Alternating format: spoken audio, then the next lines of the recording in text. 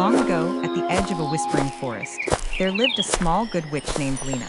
She wasn't like the scary witches in old tales. Her hat was a little too big, her cloak often trailed in puddles, and her broomstick squeaked when she tried to fly. But Lina's heart was full of kindness.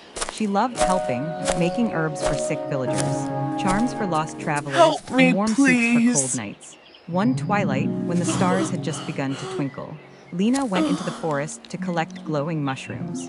The forest at night was Help magical, me, fireflies please. danced in the air, and the trees hummed in the cool wind. Suddenly, she heard a faint voice, trembling like the wind in the leaves. "Help someone please help," Lena's eyes widened. She followed the sound until she found a tiny fairy trapped in a thorn bush.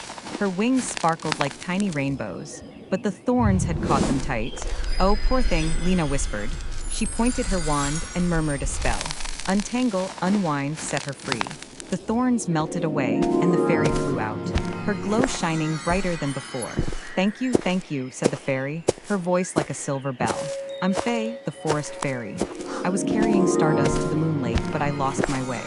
Lina smiled shyly. "I'm Lina. I'm not a very good witch yet, but I do know these woods. I'll help you find your way."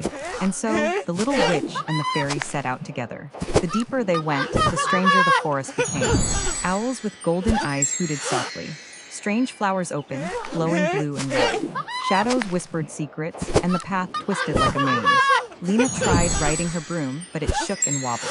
Faye giggled, "You look like you're dancing in the air." Lina laughed, "I guess I still need practice." But whenever the path grew dark, Lina lit tiny floating lanterns with her magic. And whenever mist covered the way, Faye sprinkled stardust that cleared the fog.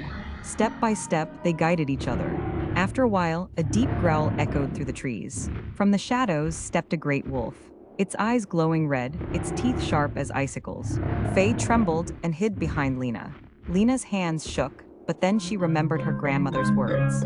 Kindness is the strongest spell of all. So instead of fighting, she took out one of the glowing mushrooms she had gathered and set it gently on the ground. "You must be hungry," she said softly. The wolf sniffed, licked the mushroom, and suddenly its red eyes turned calm and golden. With a wag of its tail, it disappeared into the trees. Faye's eyes sparkled. "You didn't fight. You cared, Lina, that's real magic." The forest grew quieter, and soon they reached a wide river that shimmered with silver light. It was the river of stars. The water glittered like the night sky, but there was no bridge. "Oh no, how will we cross?" Faye asked. Lina thought for a moment. Then she placed her broom across the river like a little wooden bridge. "Careful, it's wobbly," she said. Faye sprinkled stardust on the broom, and together they walked across. The stars beneath them rippled, reflecting their laughter finally. After a long journey, they reached a wide clearing. Silver moonlight bathed the grass, and tiny fairies appeared, dancing in circles of light. "Faye," they cried happily, "you're safe." Faye turned to Lina, her wings glowing brighter than ever. "This little witch saved me. She's not only kind, she's my friend." The fairies surrounded Lina, showering her with sparkles. For the first time, Lina's squeaky broom rose into the air smoothly. She was flying, not wobbling, not falling, but truly flying. Lina laughed in delight. "Thank you, Faye. I may be small, but I've learned even small witches can do big magic with kindness and friends." From that night on, Lina often visited the fairies.